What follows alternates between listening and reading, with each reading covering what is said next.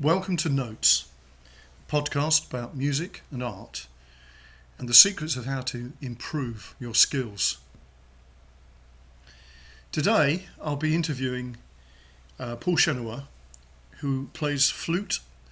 He's a classical musician and a jazz player, and also is deeply involved in Oriental styles. And Paul is one of the greatest musicians I've ever met. So, without further ado, off to the interview. Welcome, Paul. It's good to speak to you. All right. It's been a long time. Yeah, it has been a long time. It's been a number of years, really, isn't it, since we've... Well, yeah. I can't even think when, really.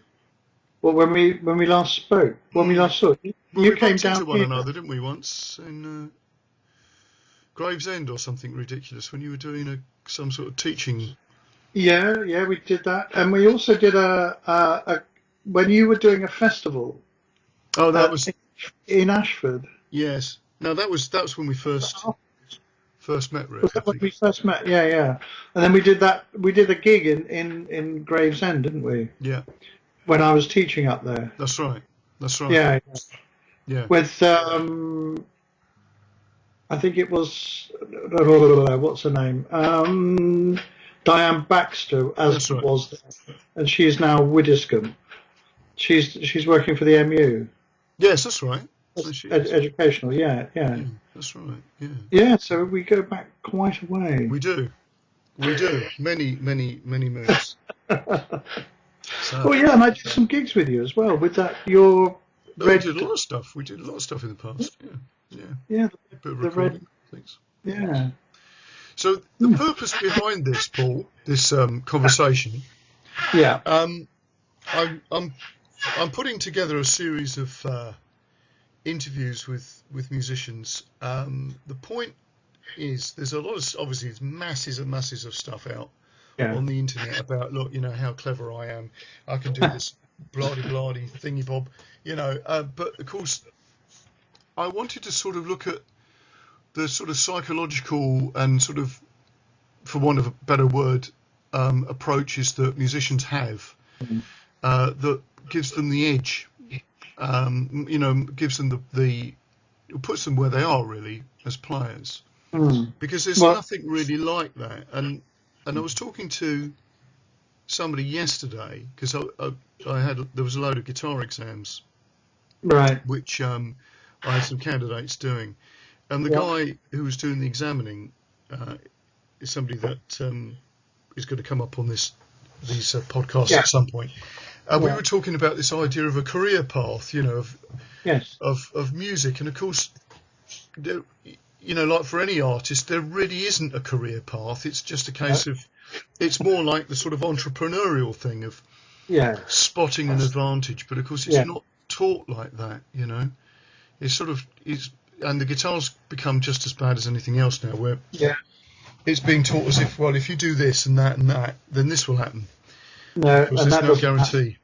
No, and that's the problem. I think one of the first questions is that if I get an outstanding student or whatever, is what you're doing a need to such an extent that you don't want to do anything else? Right. I think that's the first question I always ask them.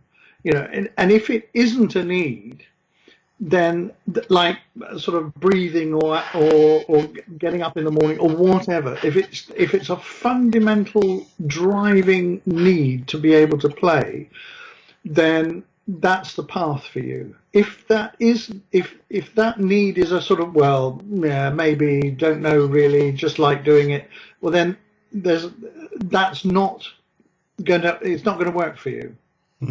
So, and I think that's the fundamental baseline from which to start, regardless of what instrument you're going to play, whether you go into sort of a mixture of teaching and performing and session work or orchestral playing or soloist or anything, is the desire to such an extent that you have to play, that without it you're going to die, basically. Yes.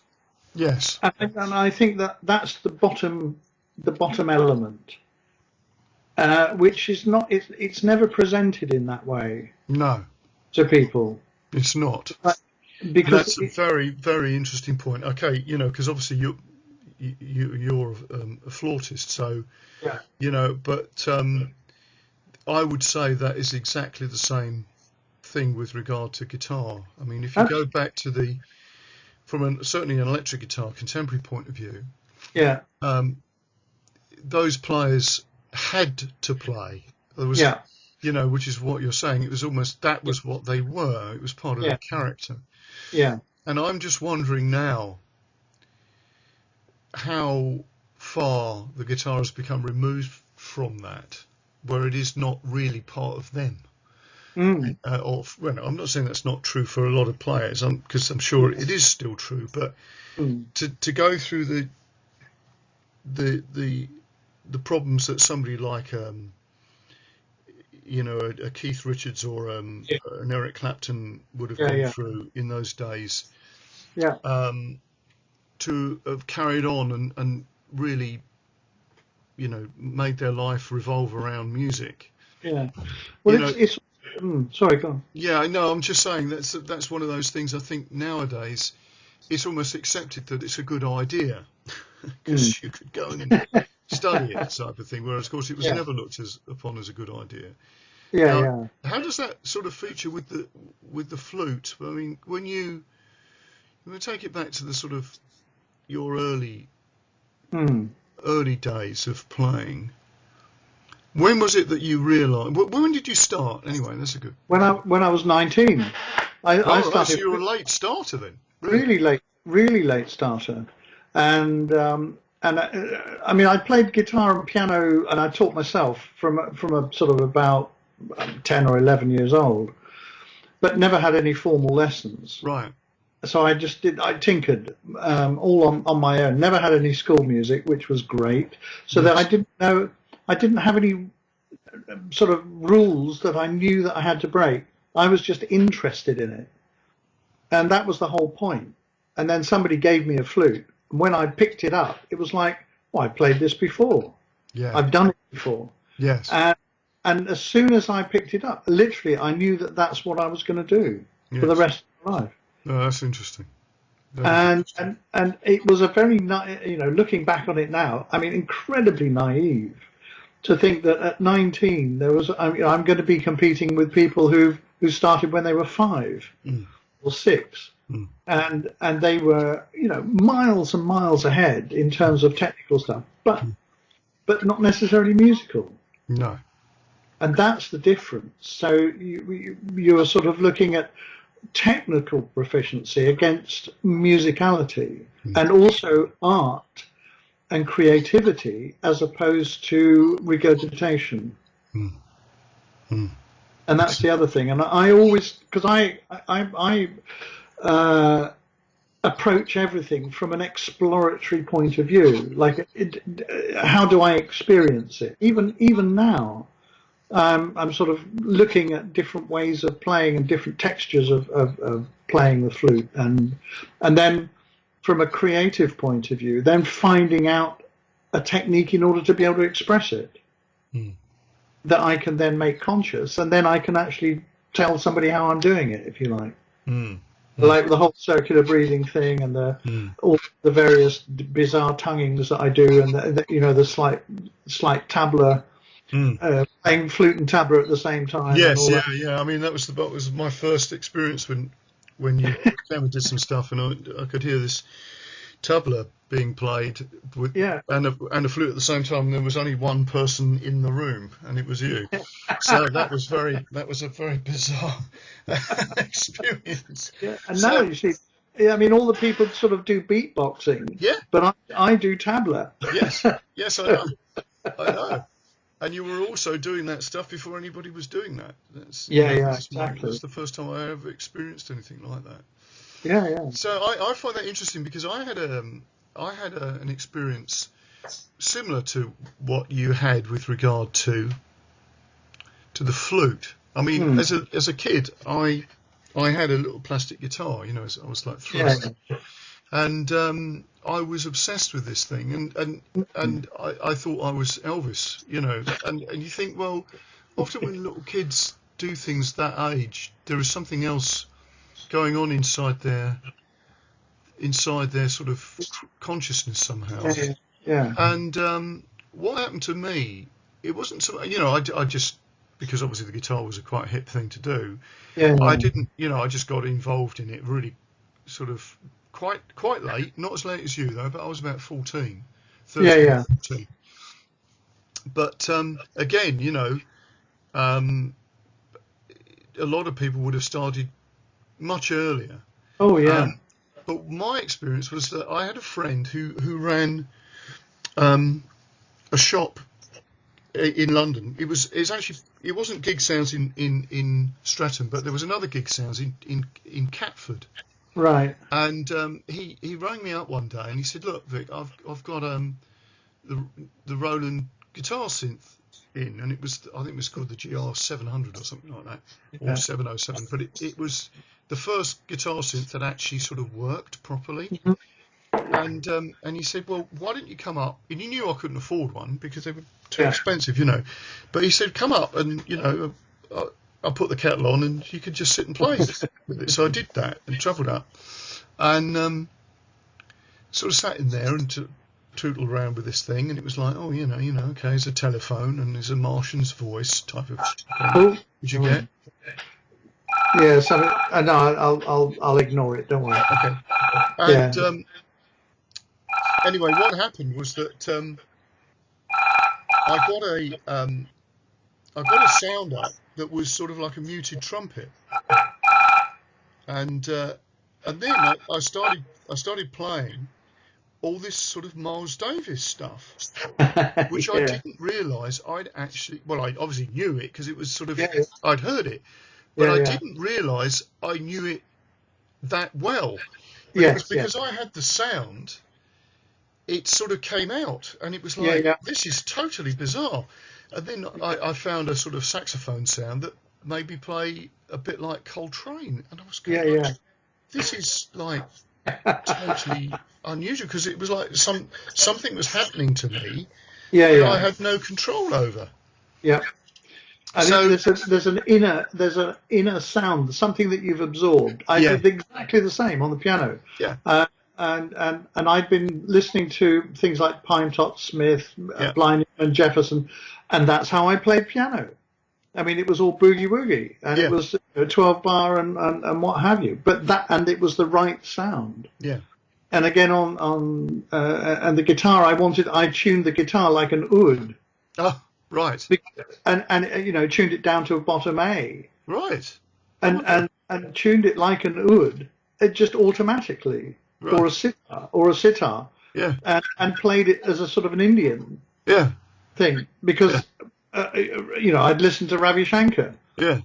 And that was to me the closest I could get to it. Right. So it was a mixture, like you, mixture of two things together. Yes. And I've been doing that the whole of my life, is mixing East and Western music together. Right. So that there's no demarcation between. No. Yeah. But so that's fascinating. So really, that once you sort of started playing the flute, and you thought, oh my goodness, this is it. Yeah. Obviously, playing other instruments beforehand. Yeah.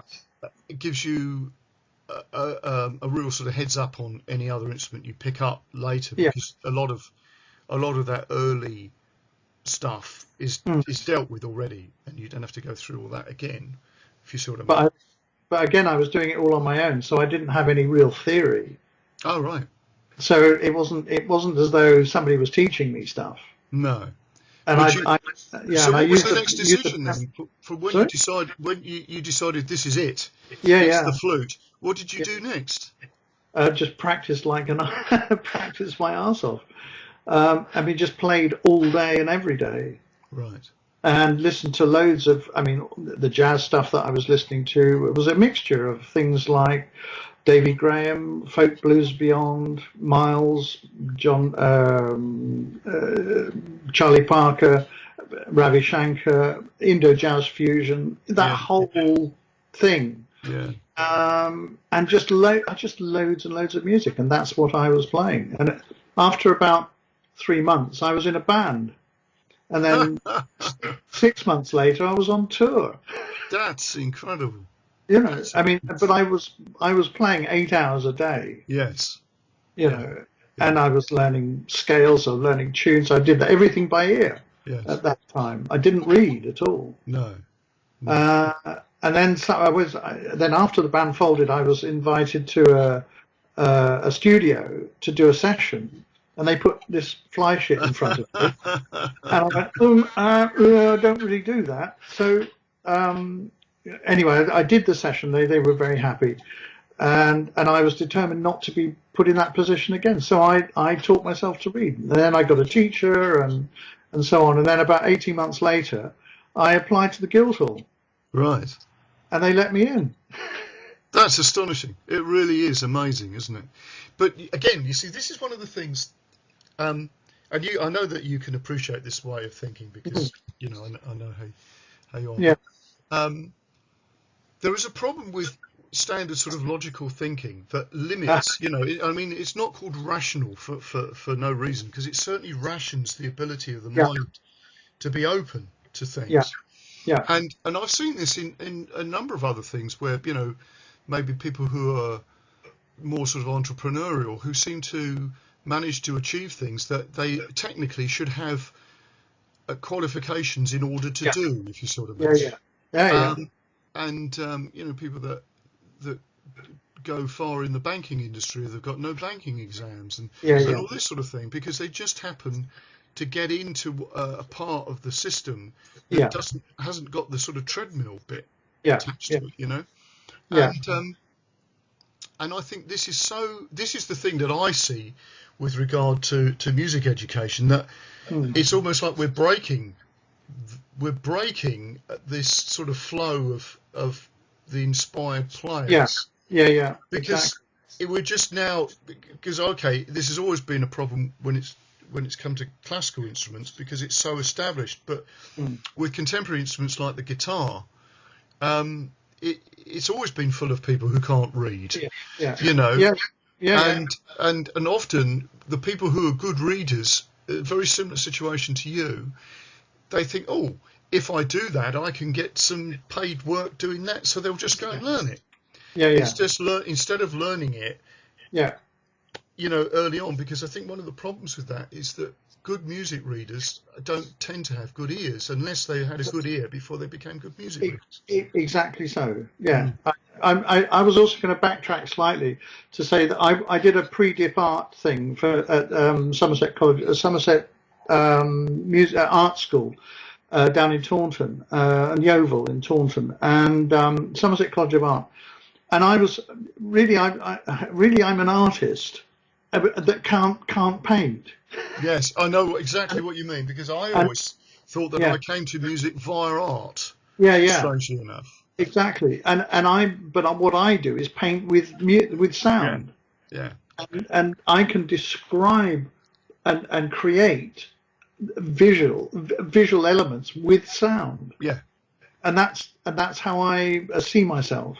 Yes. And the fact that and whatever I do has to stand up both as art and as music. So it has to stand up in both camps at the same time. So I absolutely agree with you. The education part of it at the moment is denying the fact that life isn't in straight lines. Life isn't like lines or boxes, and everything happens at the same time. And there are thousands of thoughts going on in your head at the same time. It's not as though you do one after the other. Nothing has ever been reasoned into existence. So you have to take reason out of it, and you have to prepare a space to allow inspiration to arrive. Yes. I think. Yes. I absolutely agree with you here. What I tend to do with the sort of creative process is I tend to use like systems like cut up, sort of balance thing, because and I do that a lot when I teach, show people about just creating music, that is a great system. And of course everybody when they start off. It's just so crazy. And then something happens, and they've got something that is like astonishing, and it just makes people go like, but that's not possible, you know. This because of the education system. Yes. The system of education is designed to stop people learning and to dumb them down. Yes. I mean, you've got people like John Taylor Gatto, who's written the book Dumbing Us Down and the Weapons of Mass Instruction. Oh, right. Yeah. Okay. I've not come across that, but I'll try and check that out because it sounds really interesting. Yeah, the Dumbing Us Down is the better book. It's shorter. He tends to waffle a bit on weapons of mass instruction, but again, he's John Taylor Gatto. He American high school student, high school teacher, who was awarded the top prize for being the best high school teacher, and then wrote this treatise on how he taught, which is completely sort of inspirational. Yeah. And then you've got people like Ken Robinson. Schools kill creativity, and absolutely. Yeah. And because it's a system that is designed entirely to stop people from learning.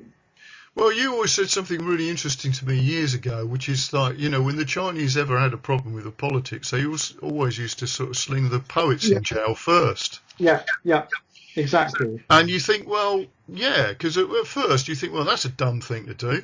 You know, what have these poor little poets done? But of course, they realised, obviously the Chinese being a lot more in touch with how things work, that, you know, the artists are the ones who can see through things and actually be able to convey ideas in such a way that are basically incendiary, you know. Yeah, exactly.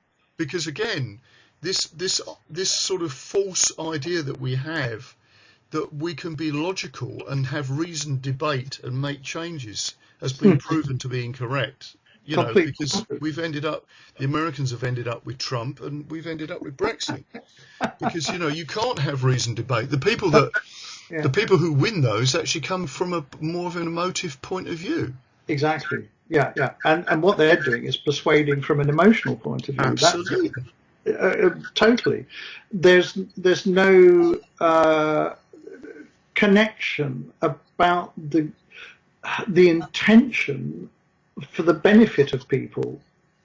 Rather, it is a persuading of an idea, and that you must adhere to this idea from the notion of persuasion and fear. Yes. The whole Brexit thing was based on fear, and so was Trump. And they tapped into the zeitgeist of people's fear. Yeah.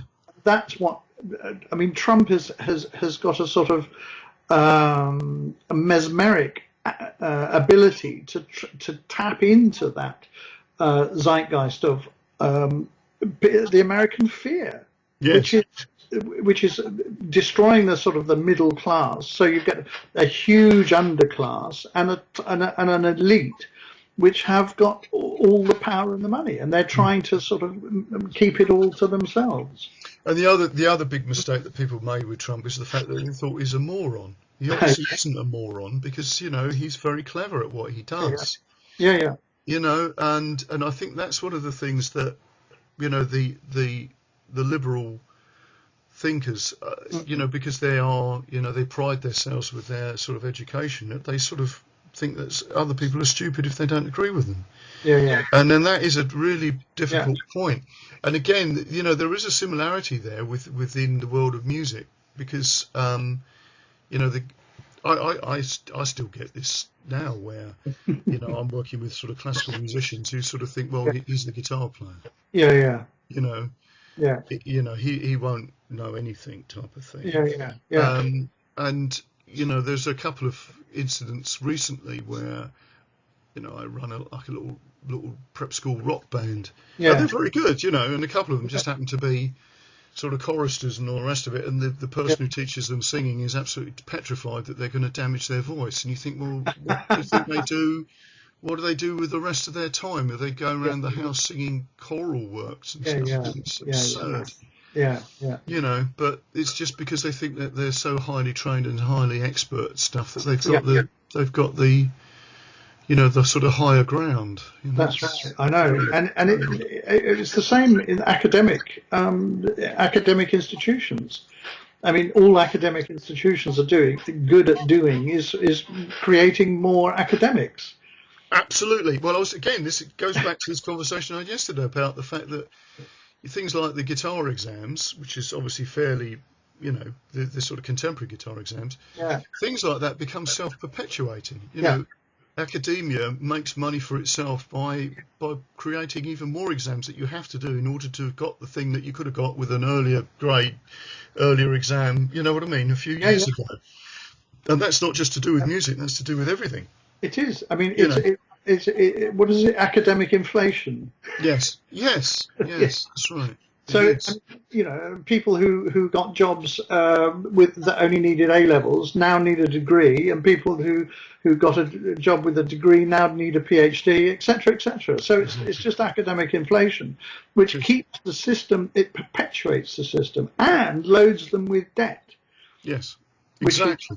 Exactly. So you can see how it works. Yeah. So obviously now people who are listening to this realise that we're sort of outsiders inside a system.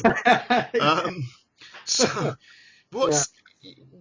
you got to the point where you'd obviously acquired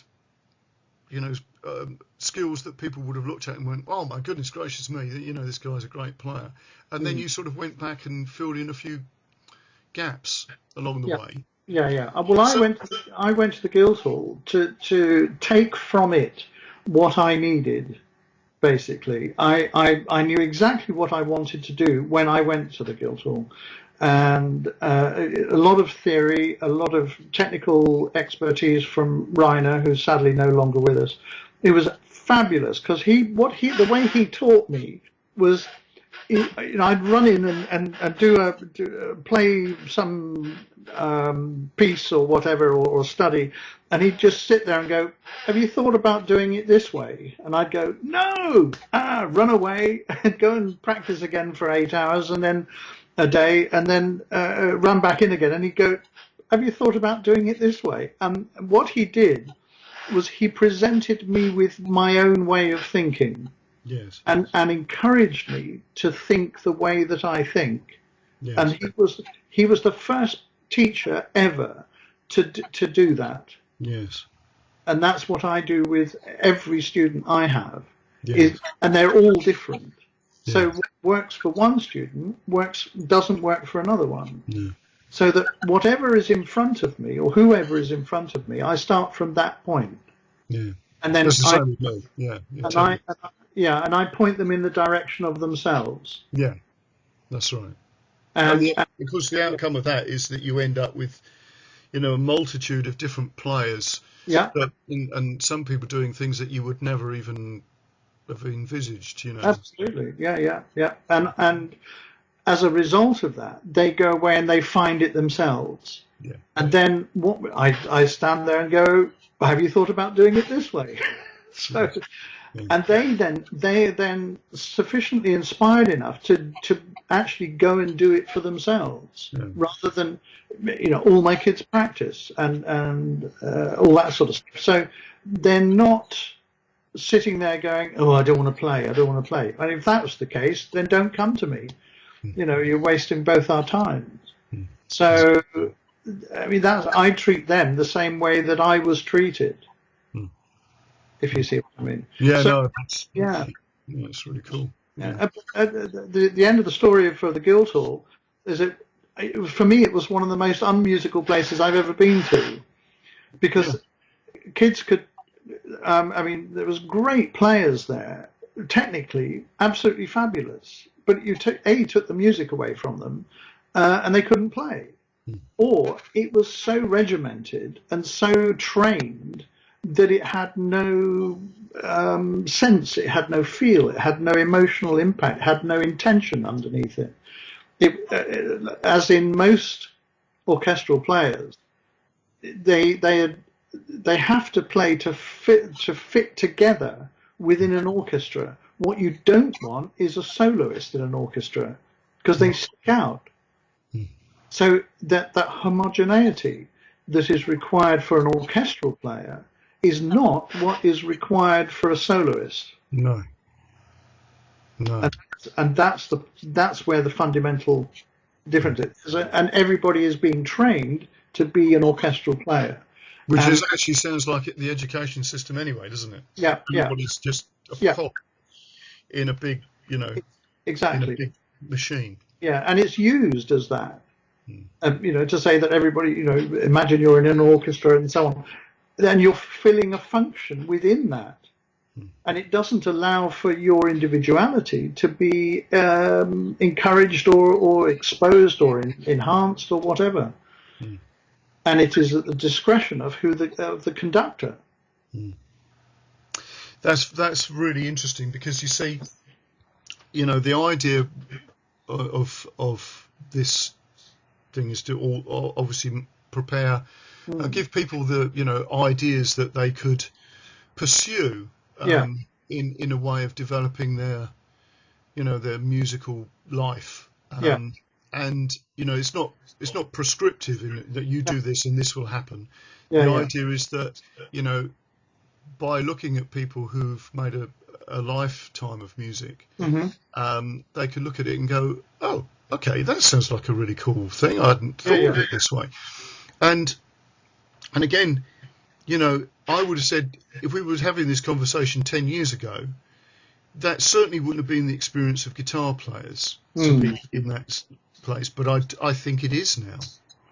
But it was certainly the what I'm saying goes back right the way back to where I began. Years and years and years. Yeah, absolutely. There's the idea, of the individual is a bit, because again, when it comes to art, you are supposed to be expressing yourself. Yeah. Well, you're trying to find an individual voice that gives intention expression, because that is the vehicle. The notes are the vehicle for the intention. Yes. If you like. Exactly. And it's that stripping away of all of the unnecessary stuff in order to be able to find that genuine intention. Yeah. That pure, almost purity of intention, in order to be able to express it. I mean, again, because I've played sort of jazz, Arab, Indian, classical, etc., and played around with a multitude of styles, as a conscious effort or a conscious decision, because I didn't play saxophone. So I didn't stick to one style, but played lots of instruments. I stuck to one instrument, but played lots of styles. And I extended and expanded the whole technical side of playing the flute. But being a jazz, when I was playing jazz gigs, people go, yeah, nice flute, where's your sax? Yeah. And equally as blind to having a flute out front. Yeah. All the time, because they didn't realise that it could be as versatile. No. As it is. Yeah. Yeah. Yeah. I find that I just find it sort of fascinating how people can so easily just fall into a pattern of thinking. Yeah. But, well, I say easy, because obviously it's a form of almost some sort of hypnosis. Yeah. Once somebody's told something, particularly if they're told by, I'm just going to shut this window actually. Yeah.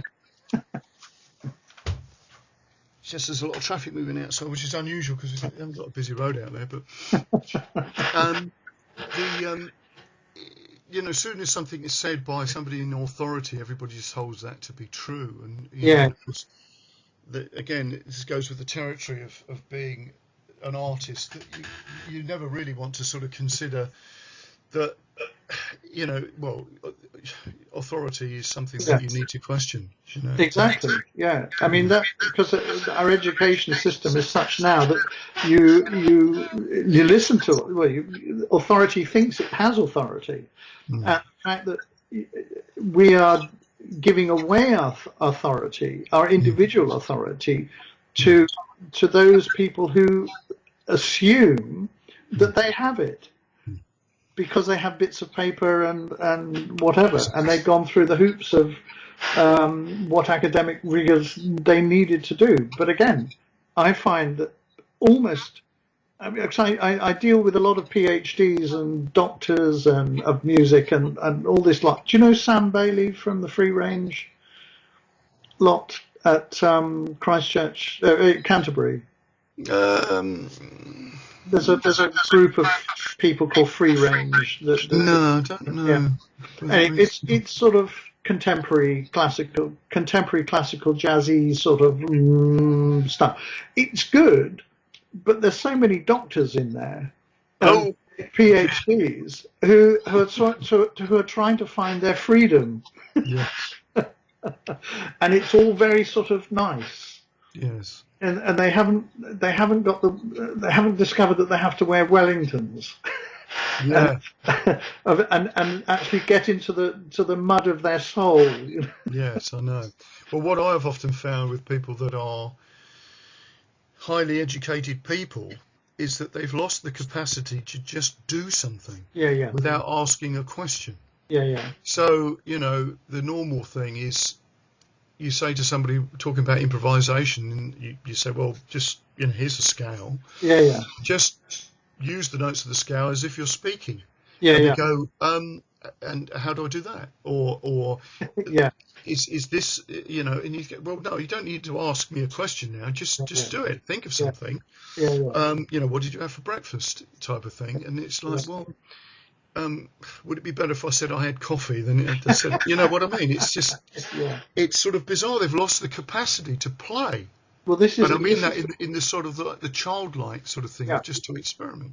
Exactly. I mean, it was like Picasso was saying. His famous quote is that all people are born artists, and it's the duty of every person to try and hang on to it, despite the system. Yes. And that's the problem. Yes.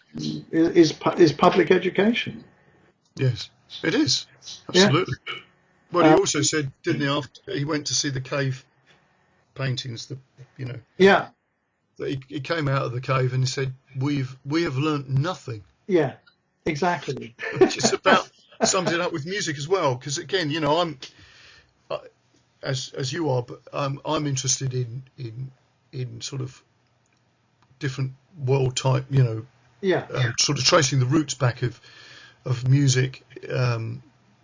And you sort of think, well, there's something that we have lost in the way that we deal with music, and yet traditional cultures have still got it. Yeah.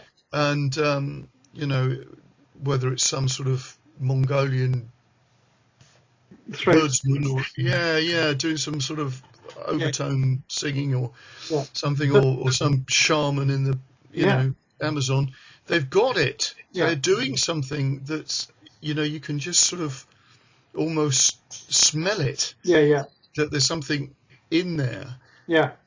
I completely agree with you. Yeah. It's absolutely.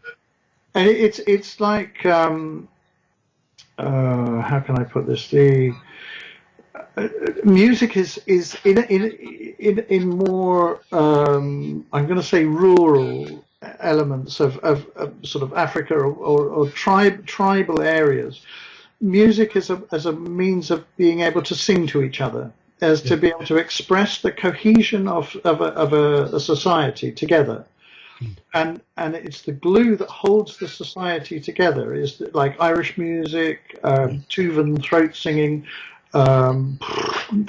salsa, samba, all that sort of stuff. And it's the way that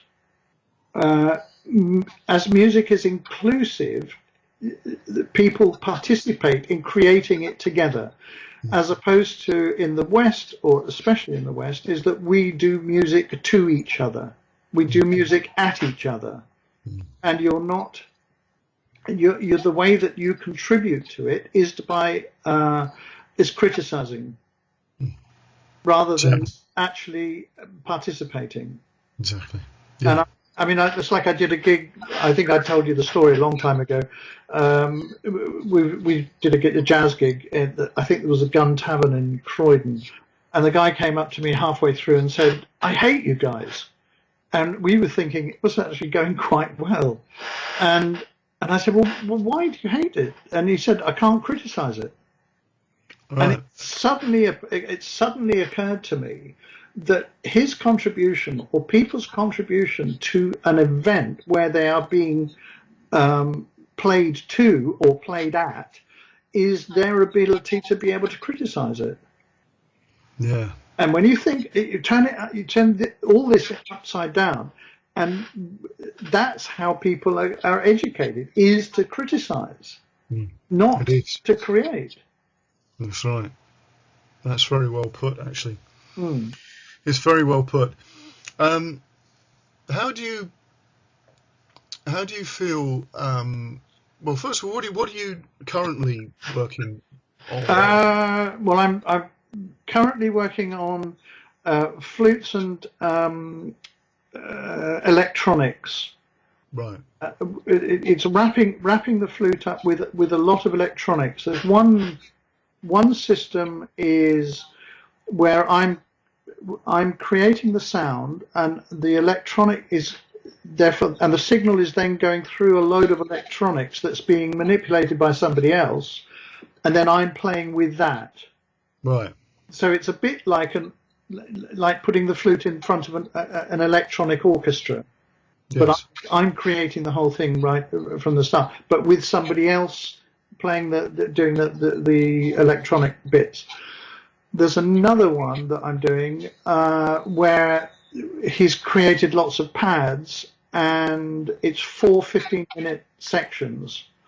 And I've done all the flute parts so far, and I'm going to go back and edit and create a lot more of the electronics with another composer.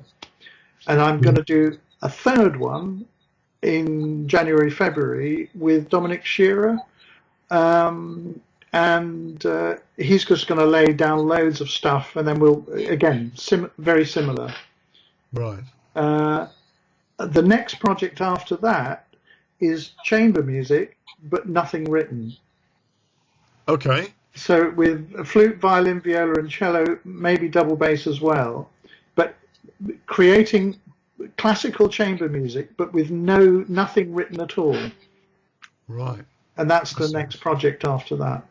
Yeah, that sounds really cool. Yeah, I've just done a project of 3 albums. One with flute and piano called Green, and then solo flute in a squash court again.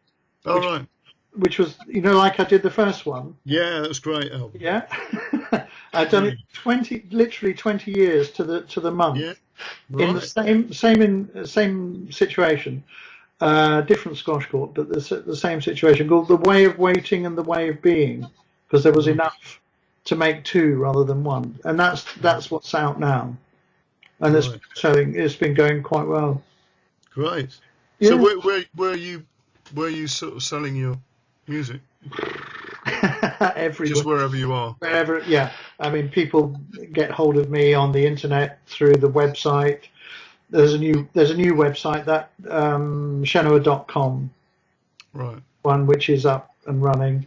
As Red Gold Music is where they buy it, but Cheneour.com is the new website. It's all up there. And on gigs and wherever people can stop me in the street and buy it. Right. It's good. Good. So it's also online. You can download it. It's on because it's all published through North Star Music. And they put it around the world, and they put it into library, and it's on film, television. In fact, I was watching a TV thing the other day. Griff Rhys-Jones in something, trains in North Africa or something, and I went, that definitely is my flute. That's great. And I looked at the PRS thing, and it was definitely it's all there. Cool. So yeah. And I've just done a session with Dominic Shearer with a BBC program coming out. It's a sci-fi thriller called The City and the City, in January or February, and I'm the flute player on that. Great. He wrote 20 cues, and I did 20 of my cues on top of that. Right. So he usually gets me in because he writes stuff, and then I just do things on top of it. Right. Oh, that's really good. Oh, it's good to hear that you know it's really Yeah. sort of, yeah, it's great. It's good. Yeah. So, what sort of advice then would you say if somebody? I know you mentioned something at the very beginning, Yeah. but over and above that sort of Yeah. thing that if you didn't play, you would die. Yeah. Type of thing. What other advice would you give to somebody? Well, that's the main crux of the matter, so that you will be stimulated in order to be able to do what you want. If for some reason the sound isn't right, or you have trouble with that, then there are other aspects like being a recording engineer, a sound person on film, television. You could be an academic if you want to go into analysis. There's hundreds of ways that you could fulfill that desire, and which are very rarely offered. Mm. I mean, I've got students who want to be orchestral players, and with a dwindling orchestral job opportunity at the moment, that's going to be a hard one, because it's, again, jobs for life. When a person's in there, they very rarely move on. Mm. There's also chamber music, there's jazz, there's Arab, Indian. If you can cover more aspects of the style that you want to play, or the instrument that you're playing, you've got more opportunity. I mean, I even did a game. I think it's called Total War now, Rome 2. Oh right, yeah, Total War, yeah, Yeah, very famous. So you're involved in that, are you? I In the music? I did all the flute parts on Rome. Wow. Yeah, yeah. And if you listen to the orchestra, I mean, the flute's really prominent on it.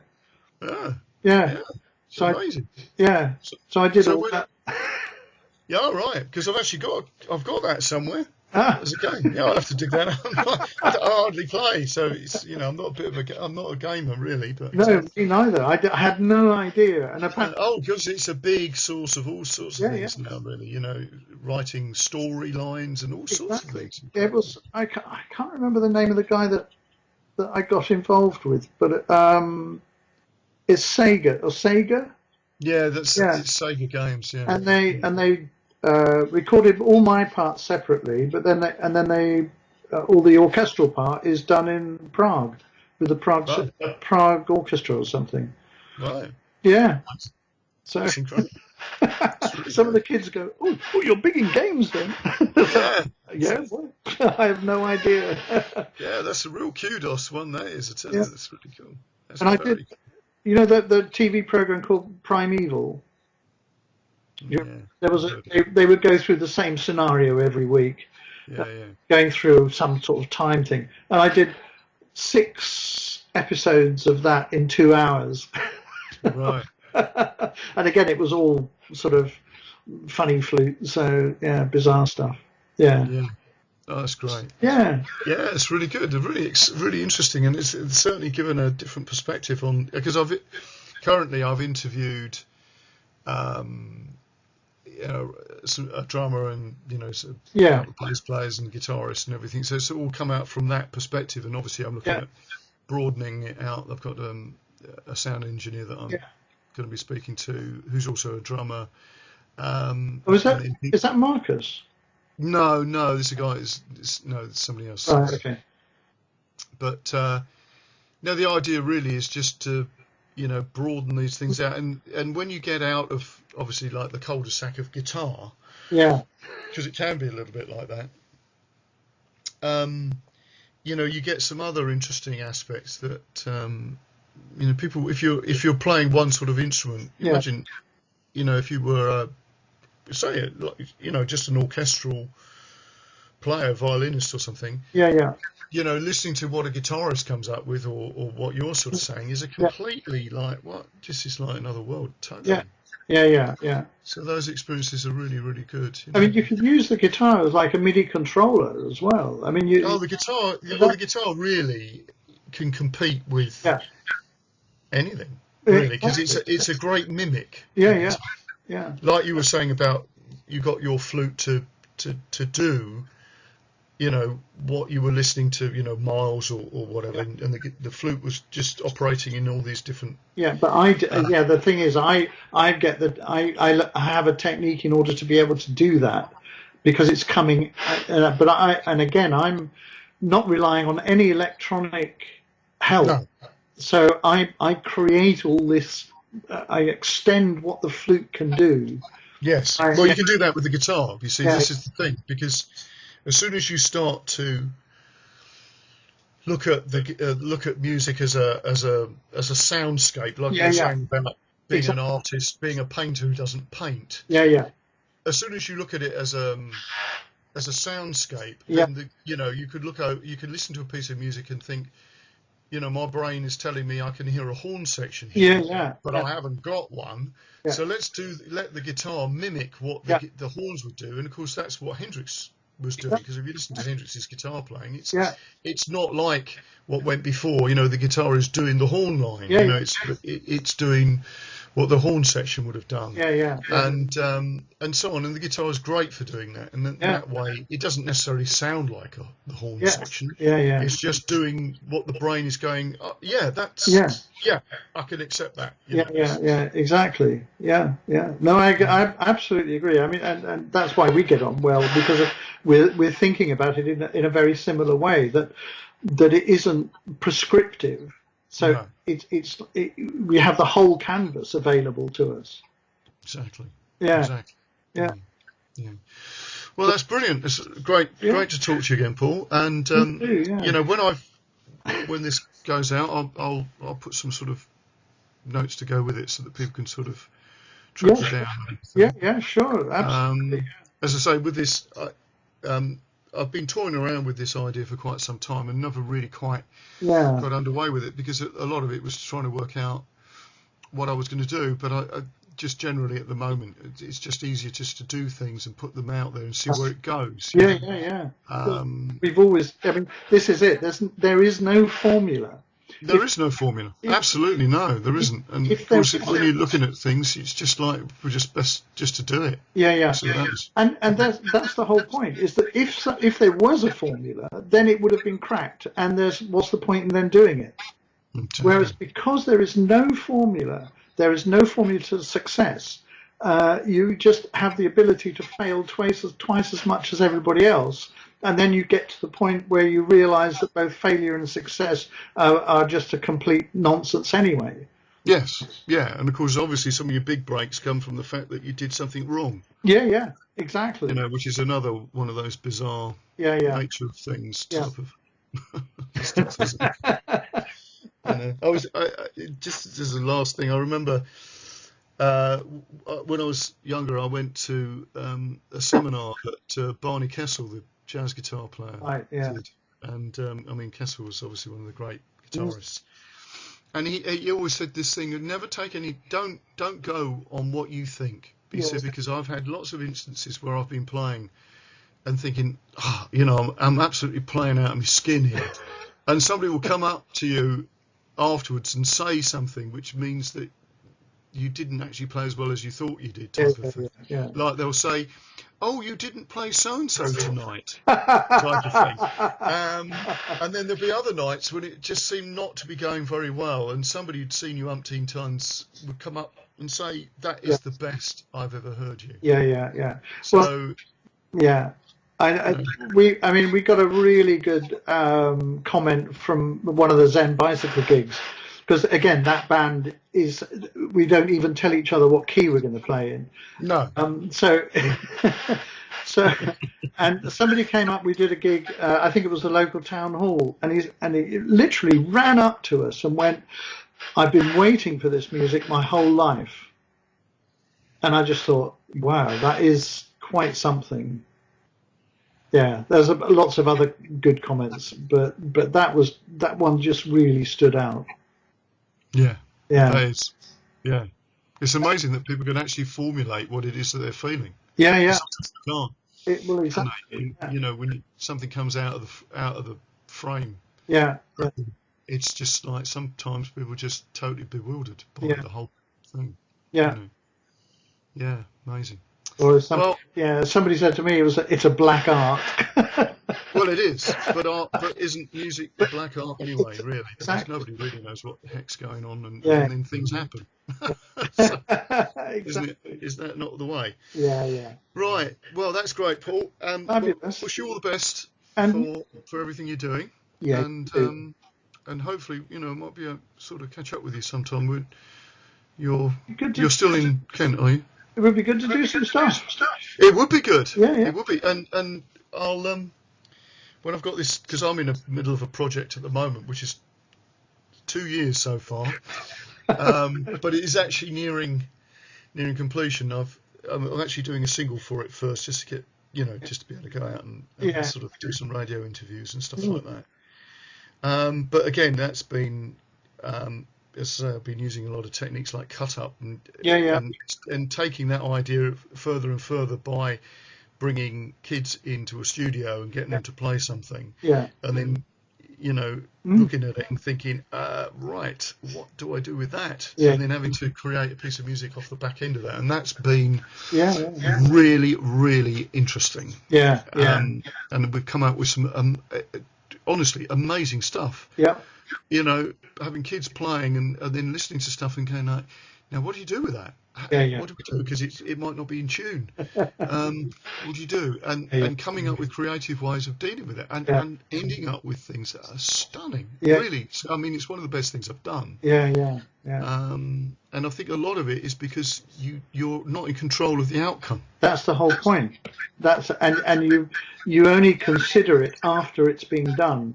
You don't consider it before you're doing it. No, because I'd got to that point where I thought, well, I can't possibly go into a studio and think, what are we doing? We're doing a blues album, yeah. And then you get into the yeah. I'm playing a blues song mentality. Yeah.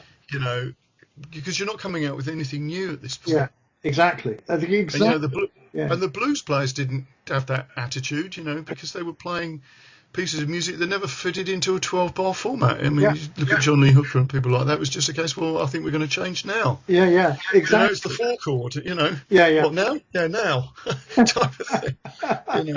Exactly. So, yeah. And I think that's where, people like Muddy Waters and guys like that that's where they were really in touch with things, because nothing was formulaic. Yeah, yeah, yeah. I absolutely agree with you. You know, and we've lost that. No, totally. Well, from a point of view of somebody going, oh, what did Muddy Waters do here? Yeah, yeah, yeah. Oh, okay. Let's transcribe some more Charlie Parker solos. Exactly. Yeah, exactly. Yeah, exactly. I think the Miles Davis thing was the best. The quote on his Kind of Blue album, which was about. I'm just trying to think. I'm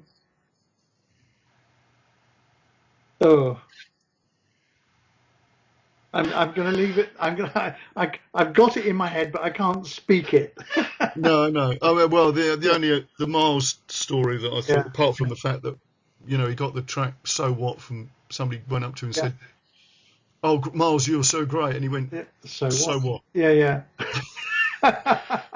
Which I think is yeah. a nice story. Shodo. It's the idea of calligraphy. Right. And it's the way that Bill Evans described how Miles plays, and I've been doing, even before I read that, that's how I was always playing. Is this notion of you just get out of the way and let the inspiration come straight through you. Yes. Exactly. Straight just get out of the way. The direct from the notion of inspiration to the act of doing. Yeah. And you don't get in the way of it.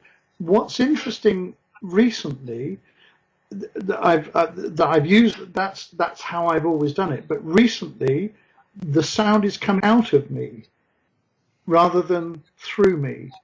Right. which is it's changed, Right. and it's a very subtle change, but very but very profound. Right. Mm. That is really interesting. And Because I completely get what you're saying. yeah. Completely get what you're saying Yeah. on that, because it's definitely something that, I would say sometimes you have moments where you're there, and then you realise you're there, and it disappears, and then it's, but the getting out of the way. Yeah. Yeah. But as I say, now it's coming so far out of me, Yeah. and it's being generated from me. From you. Yeah, as opposed to from somewhere else. Yeah. Yeah, which is really, really curious. Yeah. So That's fascinating. I'm exploring that a lot at the moment. Mm. Great. Cool stuff. Right. Okay. Well, we've done a good hour, so Yeah. We'll catch up sometime soon then. Definitely. Yeah. Loving talking to you. Yeah. Yeah. It's great. Great, Paul. All right, mate. Sure. Speak to you again. Take care. And to you. Take care. Cheers. This interview has been sitting on my computer for some time. I've been sort of wrestling with the software, etc. So hopefully I'll be able to re-edit this at some point. But if you listen to that, you'll hear that he's got a very eclectic way of approaching the idea of music. And I think that's what's so important, that instead of having a sort of linear way of learning, you have to have a very open mind, and be open to as many different influences as possible. Otherwise, you're just going to be one of a crowd, of which Paul Cheneour certainly is not. Okay, so hopefully catch up soon. I've got a whole barrel of different interviews, and have a bit of fun. Cheers.